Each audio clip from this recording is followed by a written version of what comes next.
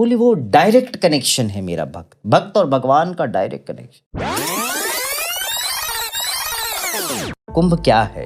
उस सागर मंथन की शुरुआत भी तो लड़ाई झगड़ों से ही हुई है। न देवता विष ले पाए न असुर विष ले पाए। वो विष का पान, लोगों की बातों का विष का पान। तो सबसे पहले कुंभ के लिए लालाहित होते हैं तो नागा साथ। पाप मुझ में ही छोड़ के जाएंगे। महाकुंभ, कुंभ क्या है? कुंभ एक घड़ा है, स्वर्ण घड़ा है, जो समुद्र मंथन के समय से निकला था। समुद्र मंथन करने के लिए भी कुंभ के अंदर, मैं आपको बताऊं, सिर्फ अकेले देवताओं से कुंभ नहीं होता था, निकलता था। कुंभ निकालने के लिए स्वयं भगवान ने कहा था कि असुरों का भी जी साथ चाहिए। उनके साथ के बिना कुछ नहीं हो सकता था। तब देवताओं का इष्ट गोष्ठी हुआ, ब्रह्मा विष्णु महेश ने इष्ट गोष्ठी किया।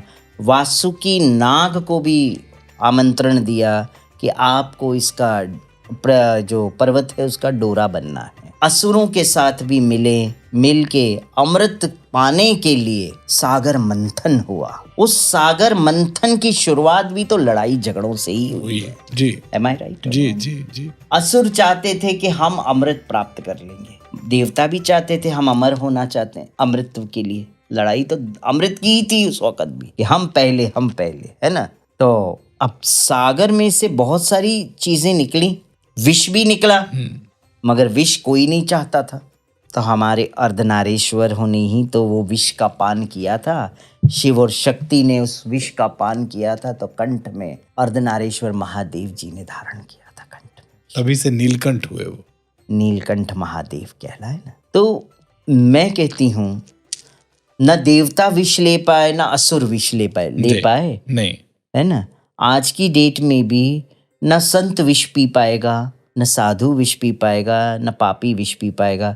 विष अगर पी रहा है तो हमारे जैसे अर्धनारीश्वर ही इस कुंभ में पी रहे हैं। आज भी वो चल रहा है, वो विष का पान, लोगों की बातों का विष का पान, संतों के तानों का विष का पान, या कोई उला ना उठाए वो भी विष जो है हमको ही कंठ में धारण करके हम रख रहे हैं। तो उस वक्त जब सागर मंथन हुआ, सब निकला, और लक्ष्मी जी का भी उसी वक्त उत्पत्ति हुई वहां से। तो वो नारायण, भगवान नारायण की आराध्य।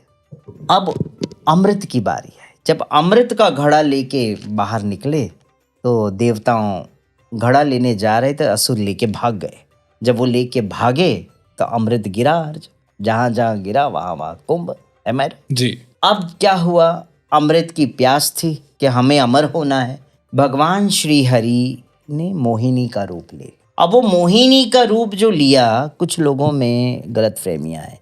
मोहिनी जो है वो किन्नर का रूप है, रॉन्ग। मोहिनी किन्नर का रूप नहीं है। भगवान श्री हरि हर तरह का रूप लेते रहे हर समय में। तो उन्होंने एक स्त्री का रूप लिया, वो मोहिनी रूप था, वो स्त्री का रूप था, वो कोई किन्नर का रूप नहीं था। तो वो मोहिनी का रूप लेके उन्होंने असुरों को लुभाया और उनको मनाया और देवताओं को अमृत पिला दिया। अब उसमें से एक असुर आके बैठ गया देवता बन के, और उसने भी अमृत पान कर लिया, तो उनका धड़ से शरीर अलग कर दिया। इस तरह से सागर मंथन हुआ, अमृत का पान हुआ। और आज जब हम कुंभ में जाते हैं तो सबसे पहले कुंभ के लिए लालाहित होते हैं तो नागा साथ, जूना अखाड़ा, सबसे पहला स्नान वो ही करता है कि भाई हम सब में होड़ लगी है आज भी कि हमको पहले स्नान करना है हमको। मगर जो प्रथा शुरू से चली आई, हम उसको नमन करते हैं, हम उसके आगे हम भी नहीं जाते हैं। आज कुंभ का स्नान हो रहा है, पेशवाइयाँ निकल रही हैं, शाही स्नान हो रहे हैं। वो भी क्यों हो रहा है, उसका भी एक रीज़न है। भगवान विष्णु ने जब गंगा जी को कहा कि तुम्हें पृथ्वी पे जाना है और जन कल्याण हेतु सबके पाप सब आएंगे, आपके इस पवित्र जल में स्नान करके अपने पापों को धोएंगे। तो गंगा जी ने कहा कि सब अगर पाप धोएंगे, इसका मतलब पाप मुझ में ही छोड़ के जाएंगे। तो हे प्रभु, हे मेरे नाथ, तो जब सब पाप धोएंगे तो मैं महापापिणी हो जाऊंगी, तो मेरा पाप कौन धोएगा भगवान, ये तो बताइए। तब भगवान ने कहा, उसके लिए भी बंदोबस्त मैंने किया है। मेरा भक्त जब तेरे इस गंगा जी में स्नान करेगा तो तेरे सारे पापों का हरण मेरा भक्त अपने सर पे लेके जाए। तो बोले आपका भक्त, तो फिर आपका भक्त महापापी होगा तो उसका क्या? तो बोले वो डायरेक्ट कनेक्शन है मेरा भक्त और भगवान का डायरेक्ट कनेक्शन, वो सारा मैं ले लेता हूँ अपने सर पे।